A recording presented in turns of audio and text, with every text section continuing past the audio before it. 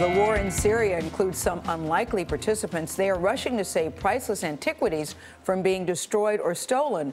All of the Syrian archaeological sites UNESCO put on its World Heritage List have been looted. Clarissa Ward met a team hoping to stop the past from being taken prisoner. She's in London now. Clarissa, good morning. Good morning. Well, Syria is home to some of the oldest civilizations in the world, dating back many thousands of years. But the country's rich heritage has been badly damaged by 4 years of civil war. And we met a brave group of men who are trying to protect their country's history. A 7th century mosque is blasted by a shell. The ancient city of Apamea, seen in satellite photos in 2011, now pockmarked with the so-called robber holes of looters. Here, suspected regime soldiers load statues stolen from Palmyra, a World Heritage Site, onto trucks.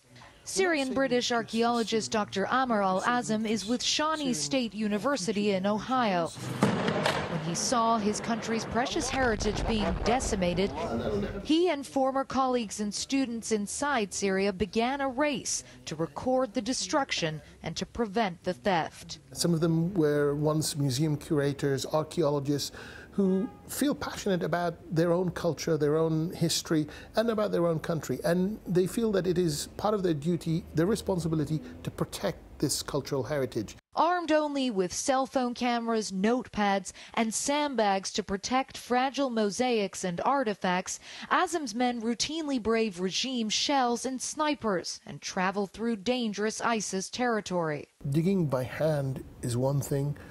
Digging with a machine is extremely damaging. Al-Azam says selling antiquities on the black market has become a major moneymaker for ISIS. ISIS realized how lucrative this particular trade is. They escalated from initially bringing in their own crews, and then finally actually hiring their own archaeologists and providing them with a license. Their role is to essentially take loot and assess, price, sell. ISIS is now involved at every level of the actual process. When shelling damaged a museum in his hometown, volunteer Ayman Anabu led a team to protect its invaluable contents. Why is this important for the entire world, not just Syria? The Syrian heritage is one that belongs to the whole of humanity, not just Syrians, he said, and it's the duty of all Syrians to preserve it. But with ISIS increasing its looting and the regime's ongoing bombardment, there's a limit to what can be done. We're really struggling on an uphill battle here, and you know, on the scale of the damage that's being done, we're not winning. I can tell you that. So why do it? Because it's better than doing nothing. One day this conflict will end. One day in years to come, my daughters will ask me the question, you know, what did you do in the war? What did you do to save something that you believed was very important? And I would be ashamed to say to them, I did nothing. It's a sense of duty. Yes.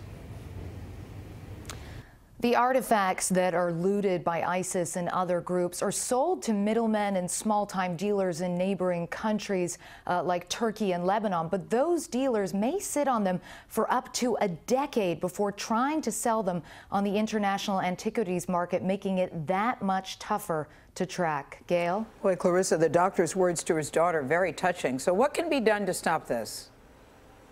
Well, for now, Gail, not very much. Dr. Azam's men are trying to protect what they can salvage and make a record of what they cannot. And obviously, they're talking to World Heritage organizations like UNESCO, trying to raise awareness about the scale of the damage and stop the illegal trade. Gail? All right, at least they are trying. Thank you, Clarissa, very much. Interesting. He says one day this war will be over. The question is what happens before that war? What else happens? Yeah.